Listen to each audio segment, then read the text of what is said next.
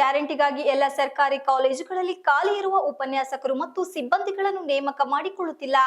ಈ ಸರ್ಕಾರವು ಖಾಸಗಿ ಕಾಲೇಜುಗಳ ಮಾಲೀಕರ ಜೊತೆ ಶಾಮೀಲಾಗಿದೆ ಎಂದು ಮಾಜಿ ಸಚಿವ ಎಚ್.ಡಿ. ರೇವಣ್ಣ ಅವರು ಗಂಭೀರವಾಗಿ ಆರೋಪಿಸಿದರು. ನಗರದ ಪ್ರವಾಸಿ ಮಂದಿರದಲ್ಲಿ ಮಾಧ್ಯಮದೊಂದಿಗೆ ಮಾತನಾಡಿ, ಹಾಸನ ಜಿಲ್ಲೆಯಲ್ಲಿ 26ಕ್ಕೂ ಹೆಚ್ಚು ಪ್ರಥಮ ದರ್ಜೆ ಕಾಲೇಜುಗಳು, ಇದರಲ್ಲಿ 4 ಮಹಿಳಾ ಕಾಲೇಜುಗಳಿವೆ.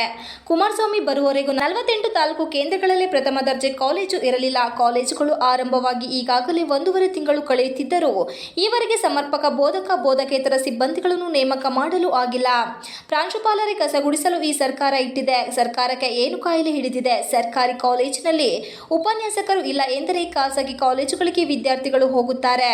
ಪಾರ್ಟ್ ಟೈಮ್ ಉಪನ್ಯಾಸಕರ ಇಲ್ಲವೇ ಪರ್ಮನೆಂಟ್ ಉಪನ್ಯಾಸಕರನ್ನಾದರೂ ಹಾಕಿ. ಬಡವರ ಬಗ್ಗೆ ಮೊದಲು ಚಿಂತನೆ ಮಾಡಿ.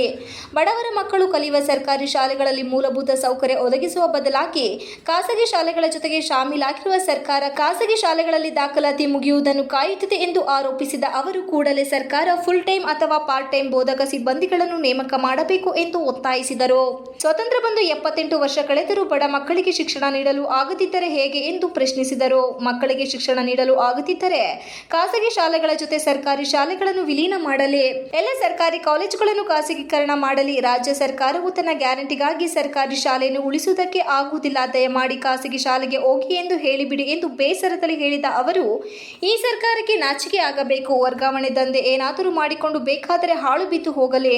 ನಾನು ಬಡವರ ಮಕ್ಕಳಿಗೆ ಒಂದು ಉತ್ತಮವಾದ ಶಿಕ್ಷಣ ಕೊಡಿ ಎಂದು ಮನವಿ ಮಾಡುವುದಾಗಿ ಹೇಳಿದರು. ಒಳನರಸೀಪುರದ ಕಾಲೇಜಿಗೆ ಬಂದ ಹಣವನ್ನು ಅರಸೀಕೆರೆಗೆ ವರ್ಗಾಯಿಸಿಕೊಂಡಿದ್ದಾರೆ. ಈಗಾಗಲೇ ಅರಸೀಕೆರೆಗೆ 2 ಕೋಟಿ ಬಂದರೂ ಸಾಕಾಗಿರುವುದಿಲ್ಲ ಎಂದು ಈ 75 ಲಕ್ಷವನ್ನು ತರಿಸಿಕೊಂಡಿದ್ದಾರೆ. ಇನ್ನು 3 ವರ್ಷಗಳ ಕಾಲ ತೆಗೆದುಕೊಳ್ಳುತ್ತೇನೆ ಎಂದು ಶಾಸಕ ಕೆ.ಎಂ. ಶಿವಲಿಂಗೇಗೌಡರ ಹೆಸರು ಹೇಳದೆ ಆಕ್ರೋಶ ವ್ಯಕ್ತಪಡಿಸಿದರು.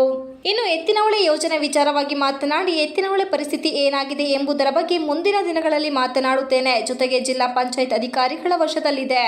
ಅವರು ನಮ್ಮ ಮನಸ್ಸಿಗೆ ಬಂದಂತೆ ಆಡಳಿತ ನಡೆಸುತ್ತಿದ್ದಾರೆ. ಈ ಎಲ್ಲಾ ವಿಚಾರಗಳ ಬಗ್ಗೆ ಮುಂದಿನ ದಿನಗಳಲ್ಲಿ ಮಾತನಾಡುತ್ತೇನೆ ಎಂದು ಪತ್ರಕರ್ತರ ಪ್ರಶ್ನೆಗೆ ಉತ್ತರಿಸಿದೆ. ಮುಂದೆ ಹೇಳುವುದಾಗಿ ಹೇಳಿ ಸುಮ್ಮನಾದರು.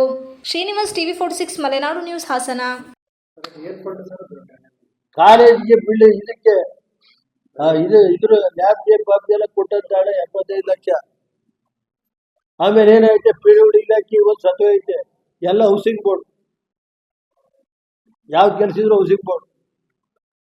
ಸಾಬ್ರು ಬಿಲ್ಡಿಂಗ್ ಕಟ್ಟೋದಾರು housing board, college building housing board.